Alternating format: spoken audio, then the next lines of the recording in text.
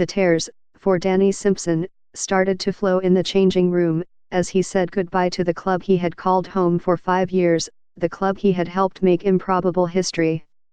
In a way, the nicest possible way. That is just how Leicester City had wanted it.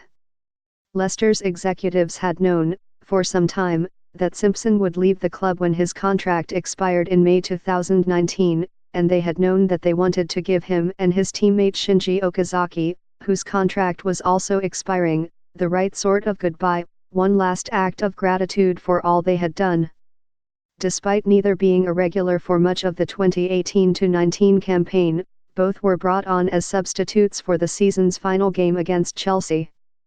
Both were given chance to take the applause of the crowd one last time. Both were afforded lavish tributes once they left the field. Both were moved by the affection that lingered. Leicester has done the same with almost every player who was part of the most famous team in the club's history, the team that emerged from nowhere to claim the Premier League title in 2016. It is a subject Leicester's power brokers have discussed at length over the last couple of years, how to pay tribute to the past while ensuring the club does not become ensnared by it. In each case, Leicester has taken great care with its farewell. It has not tried to smuggle players out of the club, brooding over their treatment.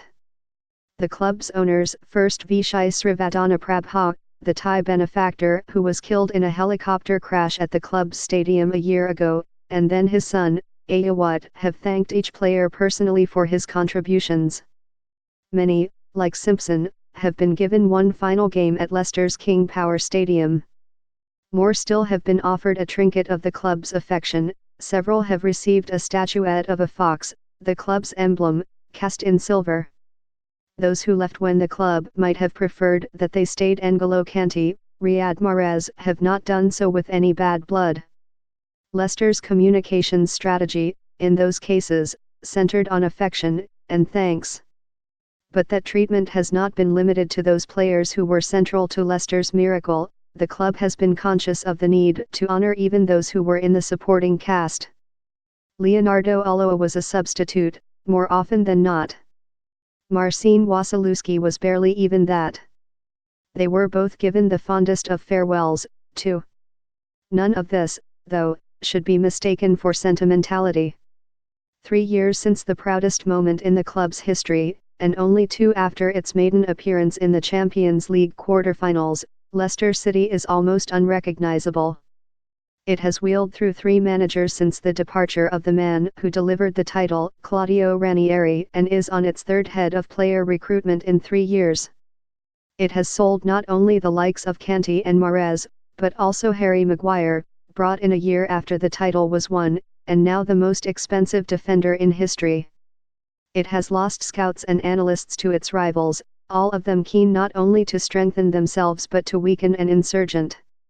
Most tragically, of course, it lost the man everyone connected to Leicester calls Kun Vijay, the owner whose clear vision and deep pockets helped it sweep through the leagues, right to the summit. Though a handful of members from the title-winning squad remain, only 2, the goalkeeper Kasper Schmeichel and the striker Jamie Vardy, are core components of Brendan Rodgers' current team. Surrounding them now are a clutch of bright young things. Some of them, like Ben Chilwell and Hamza Chowdhury, were drawn from Leicester's own youth system. Others, like James Maddison, were recruited from lower down England's league pyramid. More still, like Wilfred Ndidi and Yuri Tielemans, arrived from abroad. This has been Leicester's velvet revolution, quiet and respectful, but ruthless, too.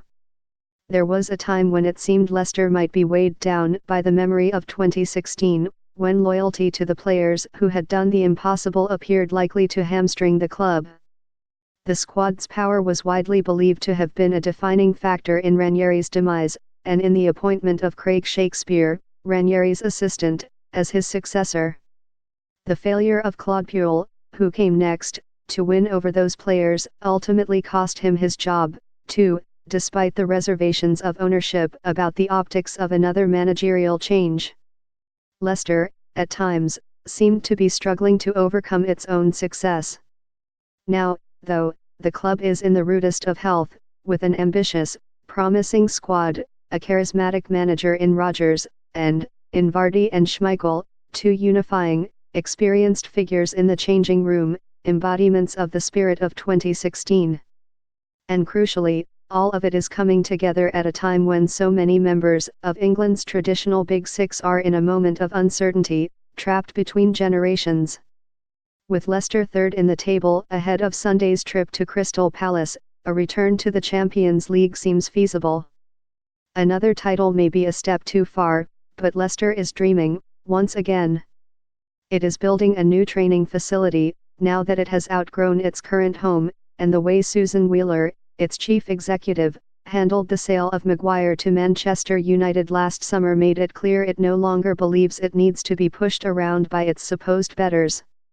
What is harder to discern is how much of this has happened as part of some grand design, and how much is, if not exactly an accident, simply an ability to roll with the punches, to have enough institutional expertise to ride out the sort of seismic changes that Leicester has seen in the last 3 years. Perhaps, in a sense, it is both. That Leicester recruits well is not in question. The brain trust that surrounds John Rudkin, the director of football, has developed a reputation not only for thoroughness, but for decisiveness, too, particularly when it comes to young players.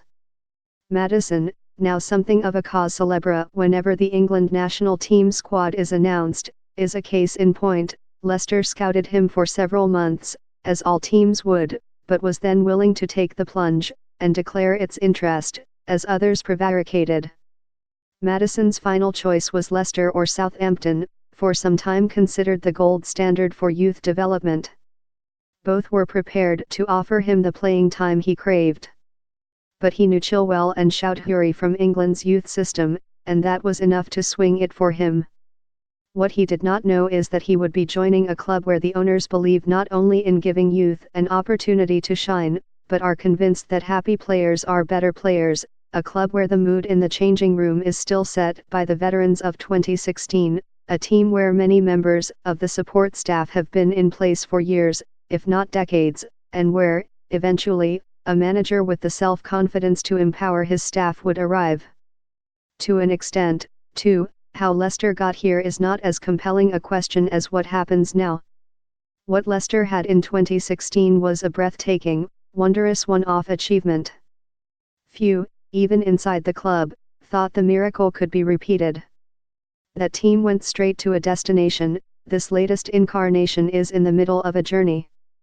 For those outside the established financial elite of the Premier League, that is a fragile thing. Boasting a collection of promising young players is a pleasure, but it is also a threat. Eagle eyes will be watching how Leicester responds to that, whether it holds firm, persuading its players that there is no need to say goodbye, to be handed that silver fox just yet, or whether it cannot resist the pressure will determine, however the club got here, precisely how long it will stay.